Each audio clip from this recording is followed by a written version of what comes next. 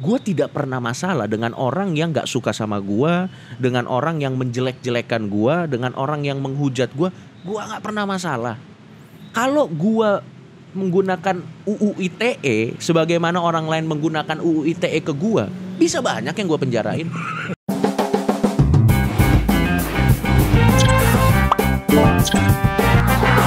Ya. Betul loh. Bahkan komen orang kayak lu aja lu bacain. Betul. Tapi gue tidak mau menjadi sesuatu yang gue gak suka. Gue tidak mau mengglorifikasi bahwa begini loh cara menggunakan UU ITE. Nih gini loh caranya nih. Nih laporin ini. Gue gak mau. Jadi dari mulai awal karir gue sampai sekarang gue gak pernah pakai UU ITE. Karena menurut gue yakin UU ITE dikeluarkan dengan maksud yang baik untuk melindungi warga negara. Gue yakin itu. Tapi faktanya banyak disalahgunakan dan yang lain-lain dengan pasal yang karet dan yang lain-lain. Ya kayak pisau kalau untuk belah tomat kan enak-enak aja. Iya, tapi buat nusuk orang gak enak. Betul. Kan? Dan gue selalu, dan salah satu godaan terbesar yang gue harus tetap stay true sama prinsip gue adalah jangan pernah gunakan UU ITE sebagaimana orang-orang lain nyerang elu, Cok, gitu. Gue sih kalau cuman dibenci, dihujat gak masalah. Harus digarisbawahi, masalahnya bukan dihujatnya itu, bukan. Tapi pada saat sudah mulai main hakim sendiri dan UU ITE itu. Karena menurut gue kalau seperti itu akhirnya akan terbungkam. Kita gak akan pernah bisa mengeluarkan karena opini. korbannya bukan diri lu sendiri, bos. Iya. Ada betul. Teman-teman lu yang satu grup, keluarga, segala macam gitu. Dan salah satu hal yang harus kita garis bawahi, kalau buat gue secara pribadi, inovasi itu selalu lahir dari sesuatu yang kontroversial. Iya, oke. Inovasi selalu lahir dari sesuatu yang kontroversial. Kalau kita look back ke sejarah di beberapa ratus tahun yang lalu, semua penemuan-penemuan yang breakthrough itu pasti kontroversial. Ya. Dan itu pasti dikecam, bahkan dianggap tanda kutip penistaan di zamannya. Kayak matahari pusat alam semesta gitu ya, misalnya. Atau pada saat ada ilmuwan yang mengatakan bahwa bumi bulat, itu dianggap penistaan pada zamannya. Atau ada yang bilang ada gravitasi, diketawain. Ini orang gila kali. Atau ada yang bilang apa? Mau hidup di Mars gitu misalnya. Betul, itu diketawain. Tapi sekarang kita jadi nggak ketawa kan? Kayaknya mungkin juga. Ini udah nyampe sana. Ini dikit lagi nih, bro. Jadi kalau ternyata ada hukum yang bisa memenjarakan ide-ide kontroversial atau statement-statement kontroversial, jangan-jangan nanti manusia stop evolve. Karena akhirnya terbungkam semuanya. Kalau gue lihat sih memang inovasi memakan korban dan inovasi muncul dari hal-hal yang kontroversial. Hampir nggak ada inovasi yang muncul dari hal yang baik-baik saja tuh, hampir nggak ada sih. Nggak ada, semuanya nggak. Inovasi pasti sakit gitu. Iya, inovasi pasti sakit. Demokrasi pun yang katanya adalah sistem terbaik menurut banyak orang, itu juga lahir dari tirani kan. Nggak enak nih gue nih ada monarki yang terlalu tirani gini, akhirnya muncul demokrasi. Pasti harus muncul dari sesuatu yang kontroversial dulu sih kalau buat gue. Iya, mentang-mentang anak raja masa Coki doang yang boleh punya tanah kan, gitu kan? Benar. Padahal gue lebih pintar gitu. Iya. Muncullah demokrasi. Dan kan? muncullah demokrasi gitu. Yang sekarang ternyata ya nggak gimana-gimana juga. Itu ada sesuatu tuh, gue yakin. Enggak, Ri, menurut gue demokrasi itu bisa ideal kalau semuanya sama. Kalau kemampuan individunya rata-rata sama. Kalau kemampuan individunya tuh ada di tingkat pendidikan yang merata lah. Nggak, gue tertarik dengan istilah lu tadi itu loh, bos. Yang mana? Kalau itu kapasitas terbaik lu untuk membenci gue, ya mau gimana? Nggak apa-apa, gue apresiasi. Nggak, maksudnya gini, maksud gue, apa sih yang bisa, lu yakin nggak suatu saat kapasitas ini meningkat gitu? Enggak, karena buat gue, Ri.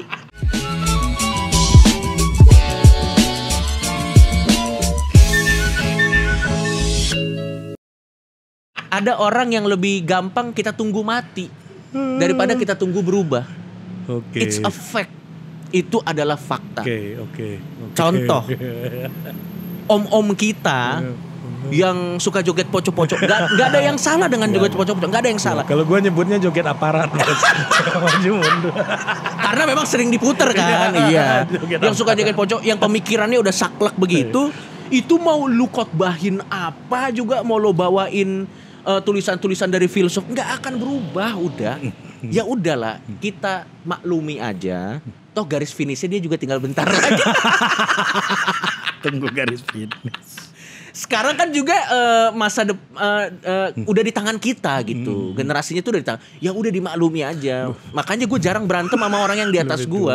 Karena iya. Kalau udah gue iyain aja. Iya siap, mantap. Karena pada masanya mereka tuh udah maju banget. Itu juga yang membuat lo sangat kelihatan wise ngerespon Ernest waktu soal angpau itu mungkin.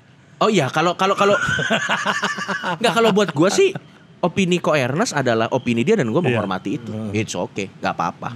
Gua ya silakan.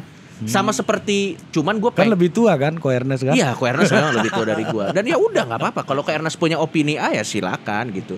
Yang jadi masalah kan adalah terutama di sosial media nih. Kalau di sosial media itu tuh pada saat gua bikin ribut, banyak orang yang menggunakan ribut gua ini untuk panggung buat dirinya sendiri gitu. Reading the wave. Iya, nggak, maksud gua make your own stage dong. Kenapa Anda pakai stage saya gitu? Make your own stage dong. Pakai ngapain kek lu? Lu jualan barang lu di lapak gua. Yang sebenarnya ya nggak apa-apa juga, tapi maksud gua akhirnya oh iya. Banyak loh, Ri. Misalnya gue nge-tweet A, terus jadi ribut nih tweet gue, di quote tweet sebenarnya manusia jadi bijak, jadi gitu. Terus dia jadi make keributan gue nih untuk membuat dirinya jadi jauh lebih bijaksana dan ya nggak apa-apa sih, nggak apa-apa. Tapi maksud gue ya make your own stage lah gitu, kan bisa. Tapi asal jangan lapor polisi aja. Iya, nggak apa-apa, asal jangan lapor polisi aja. Maksud gue kalau gimana ya? Enggak, maksud gue ngelihat lu juga nggak takut kan? Cuma mikirin orang-orang aja. Iya. Dan kalau perasaan jadi basis untuk hukum tuh susah banget sih, Pak Ari.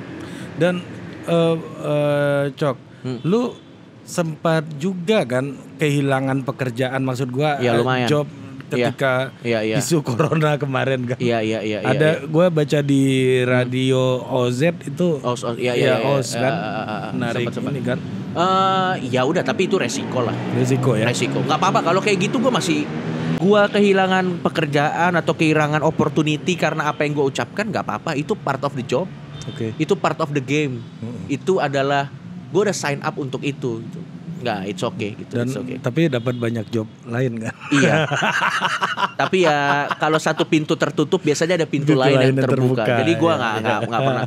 Gue juga nggak pernah mengeluh. Gue nggak pernah mengeluh karena it's part of the game aja gitu. Walaupun menurut gue agak gimana gitu kalau gini juga, Ri, mereka tuh nggak bisa misahin mana persona kita di atas panggung dan mana personality gitu. Karena kan itu dua hal yang berbeda.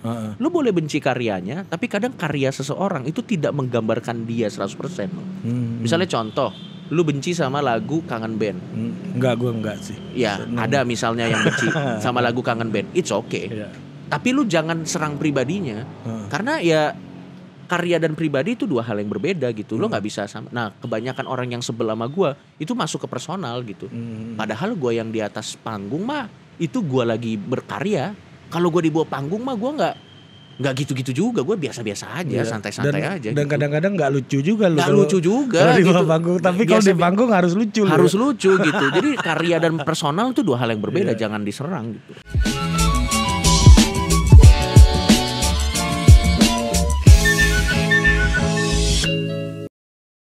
Dan ini juga, Cok, tweet lu soal banjir tuh, yang sempat rame juga.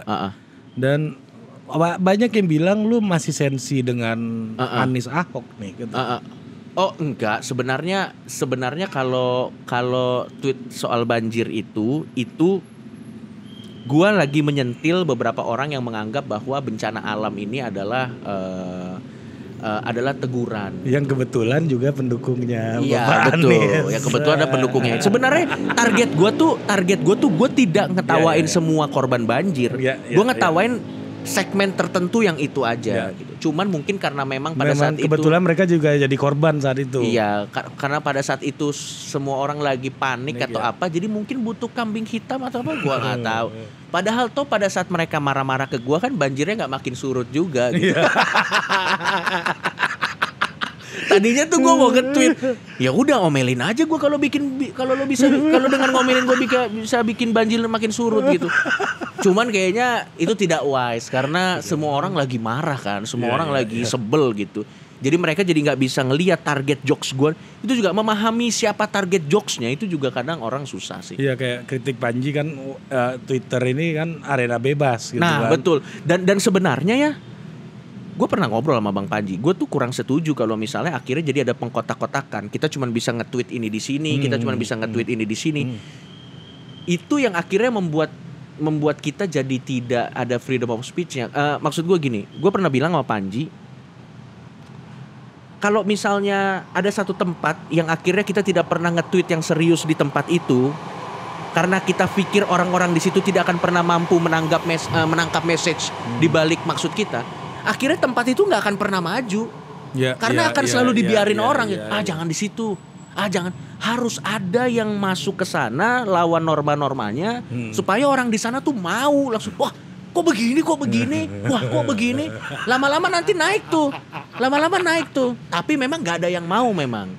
Ya nggak apa-apa kalau gue jadi orang yang pertama yang ngedobrak itu. Gerakan separatis norma sosial. Istilahnya tuh jadi kayak kakak yang bandel, tau gak lo? Kalau kakak yang bandel kan, nanti begitu orang tuanya marah, adanya tinggal, dulu kakak kayak gitu nggak apa-apa. Kok kakak kayak gitu nggak apa-apa? Gue tuh cuman nge-push boundary-nya doang, Ri.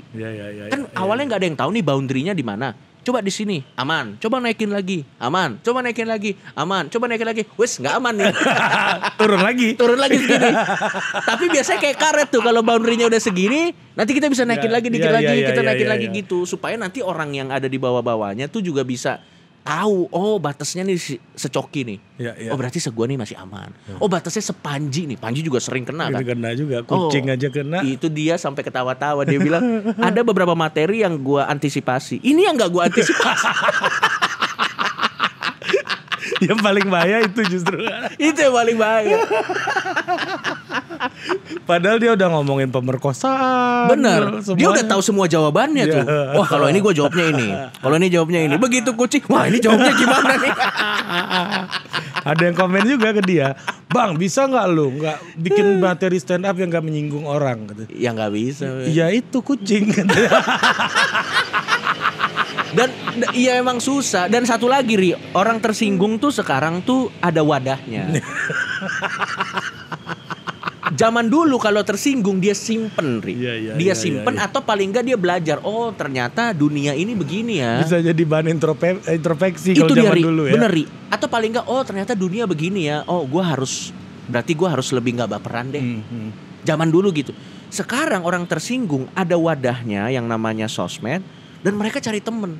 Wah, aku tersinggung dengan statement ini. Teman-teman, siapa yang tersinggung dengan statement ini? Aku. Bikin hashtag akhirnya. Bikin hashtag, bikin paguyuban, bikin aksi bla bla bla. Enggak, maksud gua sekarang tersinggung tuh diwadahi, ada platformnya, akhirnya jadi bola salju yang akhirnya tidak, ya akhirnya ya jadi nggak ideal untuk para konten kreator terutama. Ya. Dan wadah orang-orang tersinggung ya, ini menarik. Iya. Dan difasilitasi pula kan. Iya. Kadang-kadang ada yang danain bos. Iya, benar. Kalau cuma sampai tersinggung doang sih nggak apa-apa sekali lagi. Tapi kadang ketersinggungan ini outputnya jadi anarkis, mengancam nyawa atau bahkan melapor. Itu udah gila banget sih. Padahal kan tersinggung adalah bagian dari kehidupan, ya nggak apa-apa. Dan perubahan itu ada salah satu ilmuwan politik perempuan dari Inggris namanya Margaret Archer gitu. Dia itu bilang gini, perubahan itu diawali dari keberanian orang untuk melakukan internal conversation. Iya. Kalau saya kerja ikut suami saya kerja nggak dengerin suami saya, nanti suami saya marah. Iya. Tapi saya coba aja deh, gitu kan. Kalau dia marah kita siapin ini jawab ini. Gitu. Jadi internal conversation itulah yang mengubah diri seseorang menjadi meningkatkan kualitasnya. Nah sekarang saluran itu ya kayak lu bilang tadi, jadi paguyuban tuh. Betul, gitu betul. Ya, lu membaca adanya, lu merasa nggak sih makin lama narasi sosial kita mengalami involusi gitu loh, malah kemunduran gitu.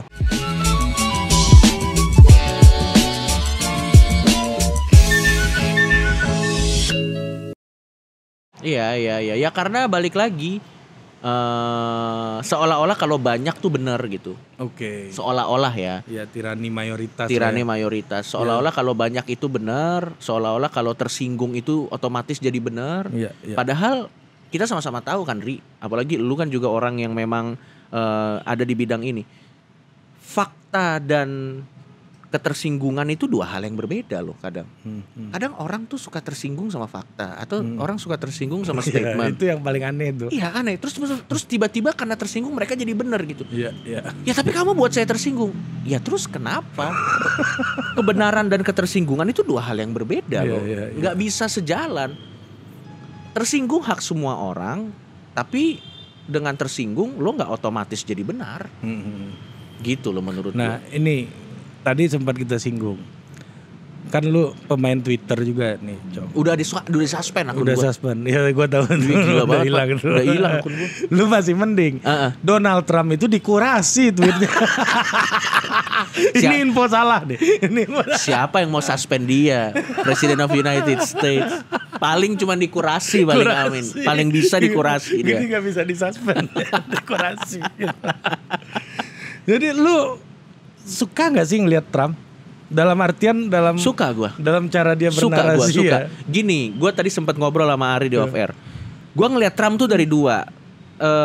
Apakah dia seorang pemimpin yang baik? Itu lain cerita.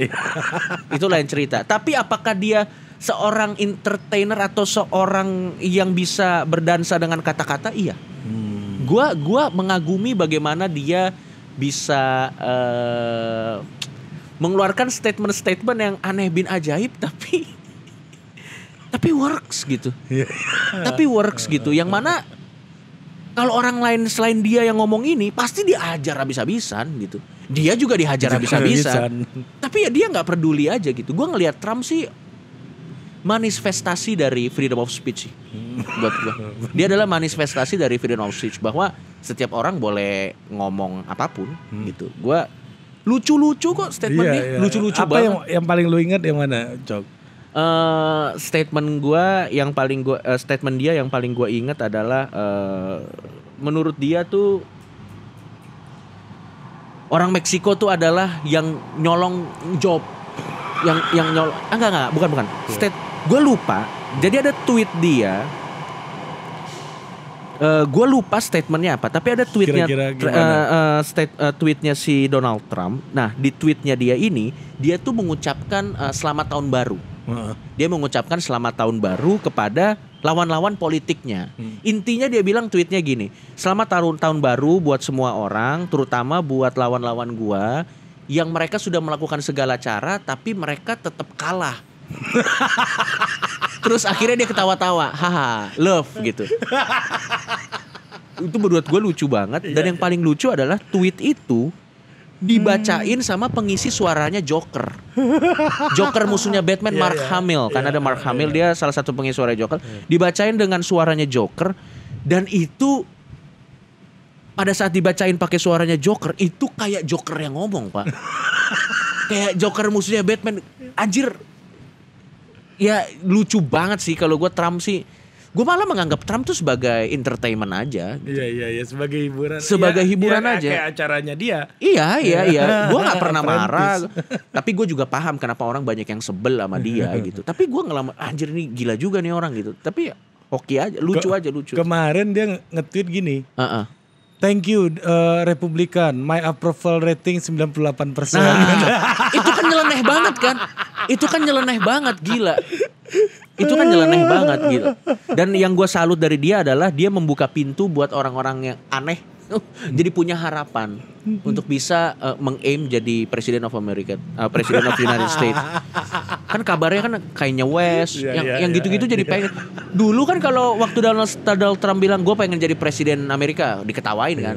Sekarang begitu kayaknya West bilang gue pengen jadi presiden, orang langsung serius. Beneran serius. Beneran lu. Iya beneran. Dan maksud gue ya akhirnya kan semua orang jadi punya kesempatan yang sama untuk bisa jadi presiden. Kenapa emang nggak boleh? Tinggal diadu aja narasi lawan narasi, argumen lawan argumen. Menurut gue salah satu yang bikin Trump itu menang adalah dia terlalu dianggap remeh juga sih pada saat itu. Orang kayak merasa apa sih ini badut nggak bakal, ternyata bisa gitu. Bisa kok, gue yakin bisa. Dan itu bisa terjadi karena freedom of speech-nya udah jalan. Jadi orang kayak Trump juga tetap bisa. Walaupun ada semacam white supremacy juga di Amerika kan. Iya, memang. Kita nggak bisa memungkiri juga. Ya tapi itu ya harus kita akuin sampai taraf tertentu Donald Trump pinter cari opportunity sih. Atau paling nggak timnya lah. Timnya jago sih cari opportunity untuk ngelihat itu gitu. Untuk bisa ngelihat itu. Nah, lu membayangkan nggak sih suatu hari Indonesia punya tokoh kayak Trump? Bisa, gue ngebayangin. Tapi penuh dengan penyesuaian atau gimana? Bisa ada kok tokoh kayak Donald Trump bisa. Kita lihat aja mungkin, tapi nggak se-hardcore dia ya. Tapi mungkin 3 atau 4 level di bawah dia mungkin ada lah. 3 atau 4 level di bawah dia adalah. Karena walau bagaimanapun kan kita ini kan freedom of speech-nya kan belum jalan. Sehingga pasti tetap harus ada penyesuaian. Kalau di Indonesia kayak dia mah udah masuk penjara dari kapan tahu, udah disomasi UU ITE kalau menurut gue sih, mau siapapun lu gitu. Udah Tapi kita anterin kayak bucket KFC ke Polda Metro Jaya kita ya. Makan. Tapi bisa ada. Tapi gue sih pengen Indonesia tuh ada di level freedom of speech yang ideal lah gitu. Gua kalau kalau gue jadi musuh-musuh lu Cok gitu ya, yang ngata-ngatain lu, gue bilang gini. Iya. Mudah-mudahan lu ada yang laporin. Iya. Kalau dilaporin ntar gue anterin rendang. Dan itu benar kata Lori. Mereka tuh jarang loh balas jokes gue dengan jokes tuh jarang. Mereka balas jokes dengan ancaman. Mereka balas jokes dengan somasi. Padahal lu udah mencoba membalas narasi agama mereka dengan narasi yang religius juga. Lu bawa Habib Hussein kan. Betul. Beliau aja dibully. Iya. Kalau terus pada saat gue lihat beliau dibully di kalangan tertentu, kalau dia aja dibully apalagi gue. Kayaknya Habib Hussein ini udah kayak jadi bodyguard semua orang sekarang gue lihat. Iya. Tapi dia iya sih. Ya memang itu salah satu yang harus gue lakukan supaya gue nggak terlalu brutal lah. Jadi harus ada agak balance gitu, harus pakai taktik, harus agak muter. Capek memang. Capek memang. Gue yakin juga lo pasti ada di momen dimana ini sebenarnya orang-orang. Ini sebenarnya kalau gue ngomong ini lebih simpel nih, tapi gue harus muter dulu nih. Itu pekerjaan saya Pak. Dan sering Bapak caci maki juga.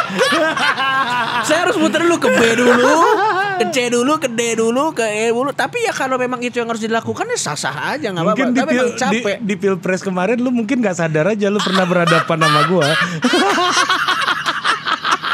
Tapi ya.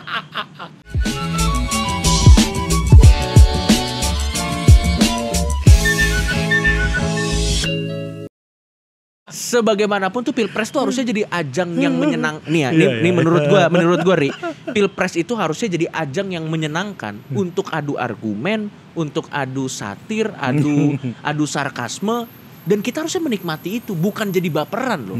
Tapi kayaknya enggak sih. Kayaknya dari gini gue kok orang kok jadi serius banget, harusnya itu jadi ada ajang yang menyenangkan loh. Paling enggak untuk besi menajamkan besi gitu. Anjir argumen dia keren juga ya. Gimana ya caranya? Gitu harusnya jadi excitement gitu. Iya, dan menyenangkan. Harusnya kan, harusnya jadi menyenangkan. Iya kayak Haji Agus Salim tadi kan. Betul. Iya di Mbak, saya kira saya bicara kepada orang katanya. Iya, gua rasa orang yang ngatain dia dari awal juga jadi menyenangkan. Akhirnya asik nih orang. Lucu juga nih orang. Terus kan jadi masuk apa yang diomongin gitu. Harusnya jadi momen yang menyenangkan. Menurut gue ya Cok ya. Iya. Banyak orang-orang beragama di Indonesia itu diajari dengan cara komedik. Iya. Ustadz kita itu orang Islam misalnya ya. Benar. Kayak Haji Zainuddin MZ dulu juga lucu bro. Itu harus gue akuin lucu banget Pak. Ustadz Somad pun sekarang lucu. Iya betul. Tapi ketika berhadapan dengan orang di luar dia jokesnya jadi hilang gitu.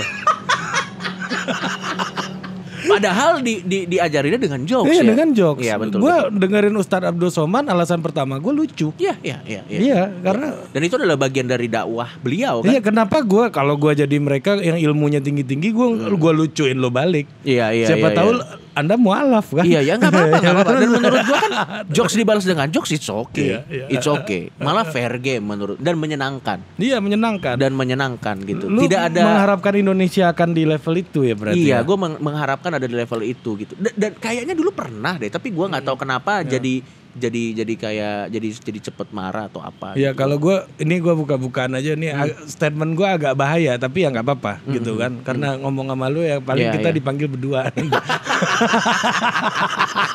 Kalau Anda kan udah berpengalaman kan. Iya. Ya kan udah tahu lah ngelapornya pos yang ini dulu, pos yang itu dulu. Iya. Saya tinggal ikut Bapak aja nanti kalau udah masuk Polda segala macam. Sampai kalau jokes kita itu biasanya biar aman yang harus lo lakuin tuh dua. Punya pengacara yang oke, sama akrab sama orang NU. Banser ya. Itu jokes kita. Iya. Bercandaannya kalau misalnya gimana ya biar bisa berkomedi dengan aman, udah dua itu aja. Ya, ngomong-ngomong apa tadi? Iya tadi. Gara-gara lu ngomong gitu gua jadi buyar gua. Iya. Nanti kalau ingat aja. Jadi gini, apa namanya? Ya komedi dibalas komedi gitu ya. Ya nggak ada masalah sebenarnya ya. Dan kita bisa lempar-lemparan kayak gitu. Satu lagi waktu dinamis, betul. Gue beberapa kali sempat ketemu sama Valdo. Oke. Dulu gue lihat Valdo di debat tuh menyebalkan. Gue nggak sebel. Gue malah pikir nih orang cerdas. Nih orang cerdas. Lawannya berat-berat pak. Lawannya tuh. Oh iya, ini yang gue mau ngomongin. Lu ngomong Valdo. Iya. Gue pernah ngomong ke Valdo dan timnya Jokowi. Lu udahlah ngomong jangan main narasi agama, anti radikalisme kayak gitu. Kenapa bro? Lu yang muda-muda ini nggak muncul bro, kata gue. Justru lu main narasi ekonomi aja yang muda-muda jadi muncul. Kalau pakai narasi radikalisme sama agama, yang muncul tuh pimpinan ormas semua. Lu gak punya ormas kan? Betul. Aman itu mah. Aman ya. Gua berapa kali akhirnya ketemu sama Valdo. Gua ketemu sama Valdo. Orangnya asik banget, parah. Orangnya asik banget. Dan akhirnya jadi menyenangkan kan. Kita bisa gak setuju akan satu hal, tapi tetap asik gitu. Tetap bisa argumen. Asik, walaupun kata lu jokesnya gak lucu ya. Lu lagi yang nyuruh dia jadi pelawak. Tapi gitu-gitu bikin tour loh dia. Iya. Sama Panji. Gue pernah nonton sekali tuh pulang. Menurut gua Valdo itu bukan gak lucu. Pada saat itu penontonnya tidak relate dengan dia. Iya. Kalau dia ketemu penonton yang pas, itu pecah berantakan. Karena di Solo ya. Kayaknya kalau di situ dia nggak akan pernah lucu. Apaan sih ini orang? Apaan sih? Enggak kok, menurut gue lucu kok jokesnya. Serius pribadi gue lucu kok. Tinggal cari apa namanya segmen yang pas, itu akan pecah berantakan. Iya kan, stand up itu dialog kan. Betul. Kalau orang yang lu ajak dialog ke satu frekuensi susah. Itu dia. Gue selalu bilang stand up itu adalah relevansi. Kalau apa yang lo bilang lo nggak akan pernah lucu ngomongin mesin fotokopi di nelayan. Iya. Mau jokes lo sebrilian apapun. Jadi ada mesin fotokopi. Bapak tahu mesin fotokopi? Hah, apaan tuh? Gak akan ngerti. Kayak jokes kemiskinan depan Abu Rizal Bakri ya. Iya.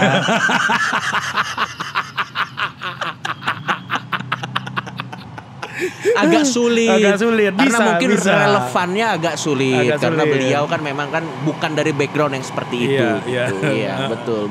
Kalau ngomongin jeleknya Richard Mille mungkin bisa nyambung. Kita nggak tahu jeleknya di mana kan? Kalau mereka tahu. Megang aja belum pernah. Benar.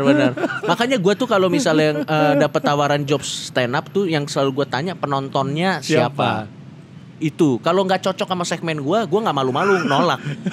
Karena bunuh diri bro kalau nggak sesuai. Gue pernah stand up depan anak SMP, tidak lucu. Saya stand up depan anak SMP. Apa jokes yang saya keluarkan depan anak SMP? Apa ya jokesnya? Ya? Apaan? Pacaran basi lah pokoknya. Gak lucu bro. Duit 5.000 Udah gak bisa gue jokes begitu. Udah gak relate. Gue pokoknya kalau anak kuliahan gue ambil. Karena anak kuliahan masih bisa gue cari. Kalau anak-anak itu udah bukan, gue udah gak bisa. Udah susah. Iya, itu membuktikan bahwa memang stand up itu interaksi ya, bukan monolog ya. Bukan monolog. Kalau Valdo waktu itu stand upnya di Jawa Barat mungkin lucu ya. Pecah banget. Gokil. Oke. Udah panjang kita kesana kesini. Iya. Terima kasih sama-sama banyak. Sama-sama Ri. Coki Pardede. Reza Pardede. Nama asli saya Reza Pardede.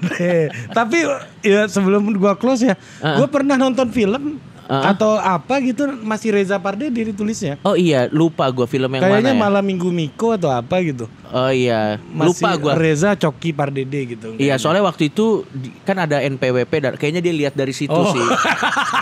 Iya, dia lihat NPWP. Biasa kan biar pajaknya enggak gede, Pak. Jadi harus kasih NPWP. Oh, ini nama asli kamu ini ya, ditulis. Coki gitu. Oke, terima kasih banyak Coki. Sama-sama. Keren banget lu. Sama-sama, dan gue berharap lu tidak berhenti, bro. Iya. Walaupun gue nggak setuju sama lu, ya kadang-kadang kalau ada lu benarnya ya jadi koreksi buat gue gitu. Iya. Jadi koreksi buat gue. Tapi kalau lu nggak benar, iya. jiwa keumatan gue langsung berontak gitu. Dan yang terakhir mungkin kata-kata yang terakhir dari Gori sebenarnya ini buat siapapun ya, bukan cuma buat komedian tapi buat konten kreator secara seluruhnya gitu. Teman-teman mungkin juga harus lebih santai sama para konten kreator atau sama para pelawak atau sama para semua orang yang kerja di industri kreatif. Kenapa? Karena kita itu dituntut untuk jadi kreatif, that's it. Kita gak harus jadi benar, kita cuman jadi lucu, cuman jadi kreatif. Kalau untuk jadi benar, ada orang yang lebih kompeten untuk melakukan hal itu. Kayak misalnya para Habib Hussein misalnya. Betul, para pemuka agama atau para motivator atau para orang-orang yang lebih kompeten untuk menjadi benar. Karena kalau lu mencari orang yang benar juga dan lucu juga, yang lo tunggu nanti cuman nabi, Pak. Dan itu udah nggak ada lagi udah selesai. Udah ditutup. Jadi ya udah lebih santai aja. Kita juga sama-sama manusia. Kita juga bisa salah dan kita cuman, terutama komedian, we supposed to be funny, we not supposed to be right. It's a two different thing gitu. Jadi kalau kita salah ya udah, sama-sama manusia gitu. Oke. Ya jangan-jangan ya setelah pintu kenabian ditutup, wahyu diecer melalui para komedian. Ya, kebahagiaan diecer melalui para komedian. Terima kasih. Ya mudah-mudahan seperti itu. Oke, terima kasih. Sampai jumpa di Total Politik berikutnya. Dadah. Produced by Total Politik and powered by haluan.co.